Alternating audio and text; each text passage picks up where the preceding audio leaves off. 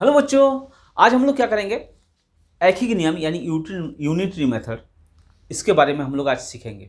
ठीक है, ऐखिक नियम क्या है और इससे क्या फायदा है मैं आप लोगों को बता दूं। ऐखिक नियम अगर हमें सही ढंग से पता चल जाए, यानी इसको अगर हम लोग सही ढंग से सीख लेते हैं तो हम लोगों को क्या करेंगे, जो यानी साधारण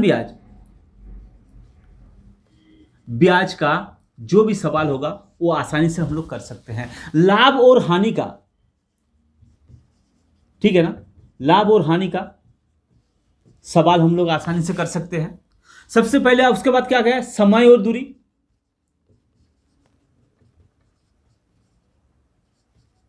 इसका सवाल कर सकते हैं। समय और कार्य, इसका भी सवाल हम लोग कर सकते हैं। किससे? हम लोग ऐखिक नियम से। ठीक है ना। ये अगर यानी ये जो जितना भी लाभ और हानि, परसेंटेज, प्रतिशत, ठीक है, इसका भी यानी परसेंटेज का भी हम लोग सवाल कर सकते हैं। किससे? हम लोग ऐखिक नियम से। तो इसलिए क्या करना है, हमें ऐखिक नियम को सही ढंग से समझ लेना है। मैं क्या करूंगा, हर चैप्टर से एक एक सवाल उठाऊंगा अभी, और हर चैप्टर से हम लोग क्या करेंगे, एक एक सवाल करेंगे और मैं दिखा दूंगा कि अगर हम लोग ऐखिक नियम सही ढंग से सीख लेते हैं ना, तो ये जो सवाल है ना, इस सवाल से यानी अंकगणित से कोई भी सवाल हो तो आप क्या कर सकते हैं, ऐखिक नियम के आप क्या कर सकते हैं, उसको निकाल सकते हैं। ठीक है ना। तो सबसे पहले हम लोग क्या करेंगे, ऐखिक नियम का जो कॉन्सेप्ट है ना, वो कॉन्सेप्ट को हम लोग क्लियर करेंगे। ठीक है, तो सबसे पहले हम लोग क्या करेंगे, कॉन्सेप्ट क्लियर करेंगे। कॉन्सेप्ट क्लियर करने से पहले मैं बता दूं कि ऐखिक नियम मतलब क्या होता है, ऐखिक नियम का मतलब क्या होता है, मेन मतलब। तो ऐखिक नियम का मतलब होता है किसी एक का, अब ध्यान रखिएगा, किसी एक का, इसको आपको ध्यान रखना है। ठीक है ना। एक का अगर, यानी इसका मतलब क्या हुआ कि कभी अगर किसी एक का वैल्यू हमें पता चल जाए तो हम लोग क्या कर सकते हैं, 10 का वैल्यू निकाले, 50 का वैल्यू निकाले या 100 का वैल्यू निकालने के लिए बोले तो हम लोग क्या कर सकते हैं, आसानी से उसको निकाल सकते हैं। तो इसका मतलब कुल मिलाकर ये है, जो ऐखिक नियम है ना, ऐखिक नियम का मतलब होता है एक का वैल्यू निकालना। ठीक है ना। सवाल के साथ हम लोग क्या करेंगे, अभी हम लोग इसको क्लियर करेंगे। मान लीजिए कि एक सवाल आपके सामने दिया हुआ है कि 10 पेन का, ठीक है ना, 10 पेन का मूल्य मान लीजिए कि 20 रुपए दिया हुआ है। ठीक है, कितना रुपए, 20 दिया हुआ है। अब बोल रहा है कि 50 पेन का मूल्य कितना होगा। ठीक है ना, 50 पेन का मूल्य कितना होगा। ये अगर हमारे पास इसी ढंग का सवाल हो जाए, सवाल दे दिया जाए कि एक पेन का मूल्य अगर 10 पेन का मूल्य अगर 20 रुपए है तो 50 पेन का मूल्य कितना होगा। देखिए, इसको निकालने का क्या है, अगर हमें एक पेन का पता चल जाए कि एक पेन का रेट कितना है, एक पेन का मूल्य कितना है, अगर हमें पता चल जाए तो हम लोग 50 पेन का मूल्य निकाल सकते हैं, बड़ी आसानी से निकाल सकते हैं ना। कैसे? अगर एक पेन का मूल्य हमें पता चल जाए, हम लोग क्या करेंगे, एक पेन के साथ यानी जितना मूल्य है उसके साथ क्या करेंगे, 50 को गुना कर देंगे तो वो क्या हो जाएगा, 50 पेन का मूल्य निकल जाएगा। तो यही है ऐखिक नियम, यानी एक का वैल्यू हमें निकालना है। एक का वैल्यू निकालने के बाद जैसे इसमें लिखने का क्या तरीका होगा, 10 पेन का मूल्य कितना है, 20 रुपये है। ठीक है, अब एक पेन का मूल्य 20 रुपये से कम होगा या ज्यादा होगा, पहले ये बताइए। 20 रुपये से कम होगा या ज्यादा होगा? 20 रुपये से क्या होगा, कम होगा। इसलिए क्या करेंगे, 20 के साथ क्या करेंगे, 10 को, यानी 20 और 10 को, ये 20 से 10 को क्या करेंगे, डिवाइड कर देंगे। अब इसका मतलब कितना हो गया, 2 हो गया। यानी एक पेन का मूल्य कितना हो गया, 2 रुपये। ठीक है ना। ये इसका मतलब एक पेन का मूल्य हमें पता चल गया कि 2 रुपये। अब चाहे 50 पेन बोले, 100 पेन बोले, 200 पेन बोले, 1000 बोले, कुछ भी पेन का रेट पूछ ले कि इतना रेट कितना होगा, तो इसको क्या करेंगे, अब जैसे इस क्वेश्चन के हिसाब से 50 पेन का मूल्य कितना हो जाएगा, तो 50 पेन का मूल्य एक पेन से ज्यादा होगा। यानी एक पेन का निकल गया, 10 पेन का 20 था, एक पेन का 2 हुआ। अब 50 पेन का बोलेगा तो ज्यादा होगा या कम होगा, एक पेन से ज्यादा होगा या कम होगा। 50 पेन का मूल्य 2 रुपए से ज्यादा होना चाहिए या कम होना चाहिए, ज्यादा होना चाहिए। तो जब भी ज्यादा की बात करें तो उसको क्या करना है, हमें गुना करना है। ज्यादा समझ में आए कि इससे ज्यादा वैल्यू निकलेगा तो इसको क्या करेंगे, हम लोग गुना करेंगे। और अगर कम वैल्यू निकलेगा तो उसमें क्या करेंगे, हम लोग भाग करेंगे। तो ये क्या करेंगे, गुना करने के लिए बोल रहा है। इसका मतलब कितना हो गया हमारा, 100 रुपये। समझ में आ गया ना। तो इसको इसी मेथड को क्या कहा जाता है, ऐखिक नियम। ठीक है ना। अब क्या करेंगे, ये जो ऐखिक नियम के हिसाब से ना सारे सवाल को करेंगे। अच्छा, इसमें देखिए एक का वैल्यू निकालने के लिए इसमें डिवाइड किए। क्यों डिवाइड किए, क्योंकि एक पेन का वैल्यू कितना हो जाएगा, कम निकलेगा, इसलिए क्या किए हम लोग इसको डिवाइड करें। जब गुना का बात आएगा, यानी हमें समझ में आएगा कि एक का कोई वैल्यू निकालने के लिए हमें ज़्यादा का पड़ रहा है, ज़्यादा निकालना है, तो इसको गुना करेंगे। उसको भी मैं एक सवाल के साथ दिखा देता हूं आपको। क्वेश्चन आपके सामने है, कैसे कि 10 आदमी किसी काम को 15 दिन में कर सकते हैं, तो उसी काम को 15 आदमी कितने दिन में करेंगे। सवाल है, देखना क्या है कि क्या निकालने के लिए दे रहा है, हमें क्या कर रहा है कि इस लाइन में हमें दिन निकालने के लिए दे रहा है। तो जो चीज, ये भी ध्यान रखना है कि जो निकालने के लिए बोलेगा ना उसको हम लोग राइट साइड में रखेंगे, और जो दिया हुआ है ना उसको क्या करेंगे, लेफ्ट साइड में रखेंगे। पहली बात, ठीक है ना। अब क्या करेंगे, इसके अंदर 10 आदमी किसी काम को कितने दिन में कर रहे हैं, 15 दिन में कर रहे हैं, और उसी काम को 15 आदमी कितने दिन में करेंगे। तो दिन निकालने के लिए बोला, तो दिन को क्या करेंगे, राइट साइड में लिखेंगे। यानी लिखने का जो तरीका होगा ना वो क्या करेंगे, 10 आदमी किसी काम को क्या करेंगे, 15 दिन में करते हैं, 15 दिन में करते हैं। अब एक आदमी उसी काम को, अब बताइए 15 दिन में करेगा, या अगर 10 आदमी मिलकर एक काम को 15 दिन में कर रहे हैं, अगर एक आदमी लगा दिया जाए तो उस काम को 15 दिन से कम दिन में कर सकता है या ज़्यादा दिन में करेगा। 10 आदमी 15 दिन में, तो एक आदमी कितना, यानी 15 दिन से ज़्यादा, क्योंकि इसमें 10 आदमी था इसलिए 15 दिन का लग रहा था। लेकिन अब एक आदमी अगर लगा दिया जाए उस काम को लिए, तो क्या करेंगे, 15 दिन से ज़्यादा लगेगा। इसलिए इसमें क्या करना है, 15 गुना 10 करना है। पिछले सवाल में क्या कहते हैं हम लोग, भागा किए थे। क्यों किए थे, क्योंकि एक का वैल्यू क्या निकल रहा था, कम निकल रहा था, इसलिए हम लोग भागा कर रहे थे। अब क्या करना है, एक आदमी को अगर लगा दिया जाए इसी काम को तो 15 दिन से ज़्यादा टाइम लगेगा, इसलिए इसमें क्या करना है, गुना करना है। समझाने का मतलब यह है उस सवाल को और इस सवाल को, कि इसमें देखना है कि जब हमें ज़्यादा निकालने के लिए बात आएगा, यानी एक आदमी लगाएं तो ज़्यादा का बात आ रहा है, यानी समझ में आ रहा है कि ज़्यादा दिन लगेगा या ज़्यादा टाइम लगेगा, तो हम लोग क्या करेंगे, उसको गुना करेंगे। अब जब सोचेंगे कि एक जब वैल्यू देंगे तो उसका वैल्यू कम हो जाएगा, तो उसको डिवाइड करना है, ठीक है ना। अब एक आदमी लगाने से कितना, यानी हमारे पास कितना हो गया, 150 दिन लग जाएगा, ठीक है ना।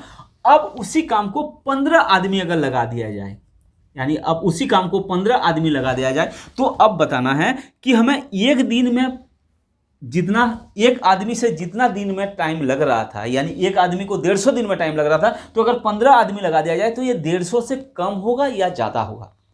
यानी एक आदमी के लिए 150 दिन टाइम लग रहा है, अगर 15 आदमी लगा दिया जाए तो 150 से ज़्यादा दिन का लगेगा या कम दिन का लगेगा, कम दिन लगेगा, क्योंकि एक आदमी का 150 दिन, एक आदमी अगर काम करे तो 150 दिन तक काम करेगा। लेकिन उसमें अगर 15 आदमी लगा दिया जाए तो 150 दिन से कम लगेगा। तो कितना कम लगेगा, कम के लिए क्या करना है, हमें भागा करना है। तो इसलिए क्या करेंगे, 150 के साथ क्या करेंगे, 15 को भागा दे देंगे, तो आंसर निकल जाएगा 10 दिन। ठीक, समझ में आ गया। यही नियम है, इसी नियम को कहा जाता है ऐखिक नियम। यानी हमें कंट्रोल क्या करना है, हमें सीखना क्या है कि कब एक निकालने के बाद ज्यादा यानी गुना करना है, और कब एक के लिए भाग करना है। इस चीज को कंट्रोल अगर आपके दिमाग में, यानी इस चीज को आप अगर पकड़ लेते हैं, इस चीज को आप अगर सीख लेते हैं, तो ये जो सवाल है ना, यानी साधारण ब्याज का, लाभ और हानि का, समय और दूरी का, समय और कार्य का, प्रतिशत का, ये जितना भी अंकगणित के मुख्य चैप्टर हैं, इस चैप्टर को हम लोग क्या करेंगे, ऐखिक नियम से हम लोग निकाल सकते हैं। इसको वो फॉर्मूला का जरूरत नहीं है। कौन सा, जैसे साधारण ब्याज एसआई निकालने के लिए क्या करते हैं, P × R × T divide by 100, ये सब का जरूरत नहीं पड़ेगा। हम लोग क्या कर सकते हैं, ऐखिक नियम से भी उसका आंसर हम लोग निकाल सकते हैं। मैं अभी आपके सामने हर सवाल को लेकर एक एक सवाल लेंगे हर चैप्टर से, और मैं आपको दिखा दूंगा कि हाँ, ये ऐखिक नियम से भी हम लोग इसको कर सकते हैं। आशा करता हूं अभी तक मैं जितना बताया आपको समझ में आ गया होगा।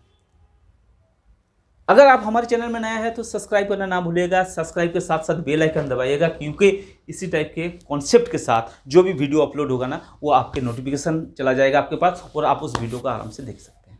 ठीक है, चलिए अब करते हैं हम लोग क्या सवाल की ओर। क्वेश्चन नंबर 1, ये क्या है, हम लोग साधारण ब्याज से लिए हैं सवाल को। ठीक है, क्या लिखा हुआ है, मूलधन 200 रुपये पर 10% की दर से 2 वर्ष के लिए साधारण ब्याज ज्ञात करें। ये आपके पास 4 आंसर दिया हुआ है। तो ये साधारण ब्याज, देखिए साधारण ब्याज का जो फॉर्मूला है यानी एसआई, सिंपल इंटरेस्ट, एसआई का फॉर्मूला क्या है, एसआई का फॉर्मूला है हमारे पास P into R into T यानी टाइम डिवाइड बाय 100। इसको हम लोग क्या कर सकते हैं, 200 यानी फॉर्मूला के हिसाब से रेट कितना हो जाएगा 10 हो जाएगा और टाइम कितना दिया हुआ है, समय 2 दिया हुआ है, डिवाइड बाय 100। इसको काटेंगे 2 2 दूना 4, 4 और दहाई यानी 40 यानी पहला वाला आंसर। ठीक है ना। इसी सवाल को मैं क्या करूंगा, एक ही नियम से मैं करके दिखाऊंगा आपको। ठीक है, एक ही नियम से करने का मतलब, देखिए मेरा मतलब क्या है, मकसद ये है कि आप अगर एक ही नियम को सही ढंग से पकड़ लेते हैं, एक ही नियम को सही ढंग से सीख लेते हैं, तो आपको क्या होगा, इसमें तो काम आएगा ही आएगा, आपके नवोदय विद्यालय के पेपर में काम आएगा ही आएगा, लेकिन आपको क्या होगा, जिंदगी भर उसके लिए काम आएगा जो आगे आपको सीखना है। आप इसको सीख लेंगे ना तो आपको क्या होगा, कभी भी अगर कोई फॉर्मूला याद ना आए तो आप क्या कर सकते हैं, आप अपने तरफ से आसानी से आप क्या करेंगे, एक ही नियम में पुट करके उस सवाल को देख सकते हैं। तो चलिए हम लोग क्या करते हैं, एक ही नियम में इसको करते हैं। देखिए इसका आंसर आया 40, कौन सा फॉर्मूला में, एसआई के फॉर्मूला में। लेकिन अब क्या करेंगे, इसमें क्या दिया हुआ है, 10% ब्याज की दर से। 10% ब्याज का मतलब क्या हुआ कि 100 रुपये में 1 साल में उसको 10 रुपये मिल रहा है। समझ में आ गया, 100 रुपये में 10% ब्याज दर यानी क्या हुआ, 100 रुपये में 10 रुपये, यानी उसको क्या मिल रहा है, 100 रुपये में 1 साल में, ठीक है ना, 1 साल तो लगेगा, 1 साल में 1 वर्ष में इसको कितना मिल रहा है ब्याज, 10 रुपये।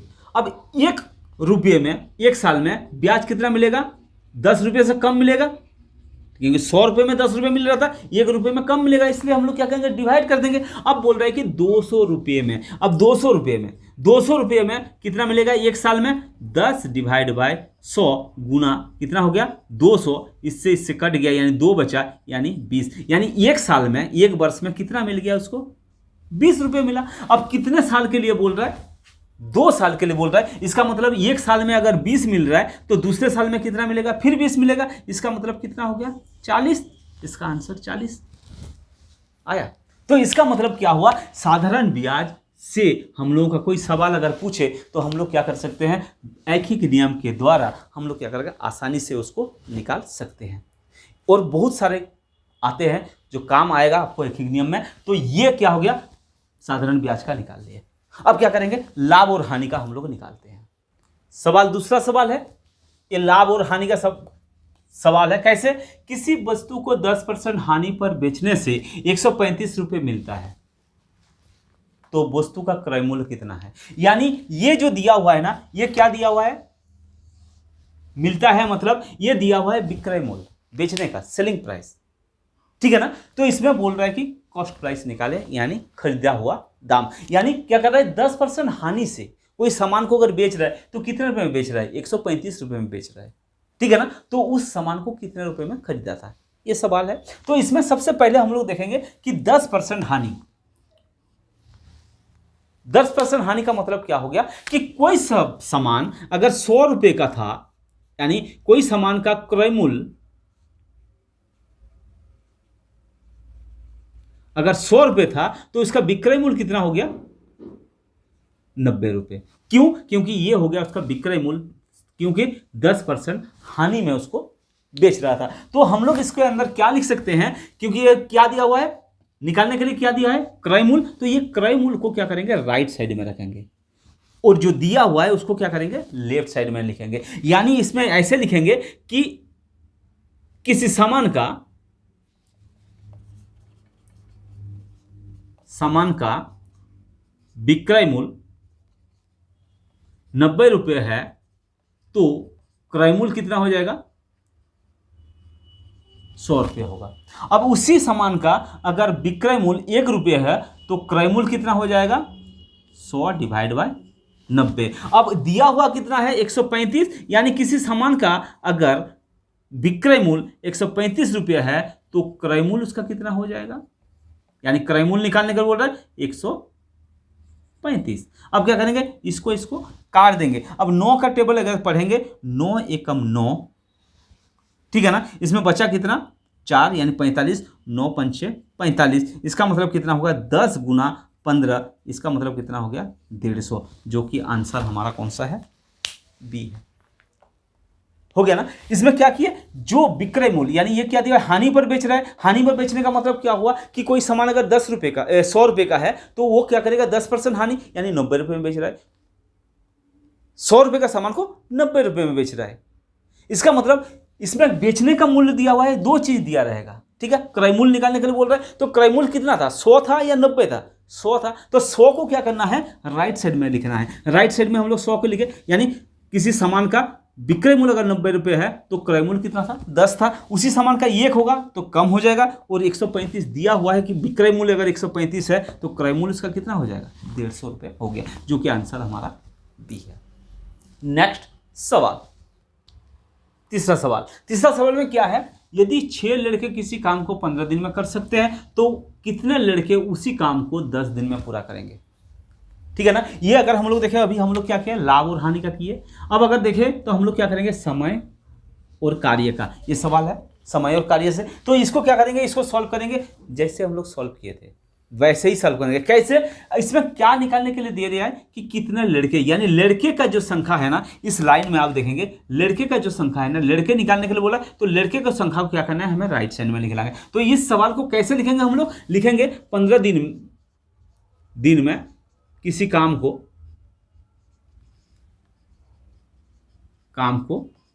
6 लड़के करते हैं,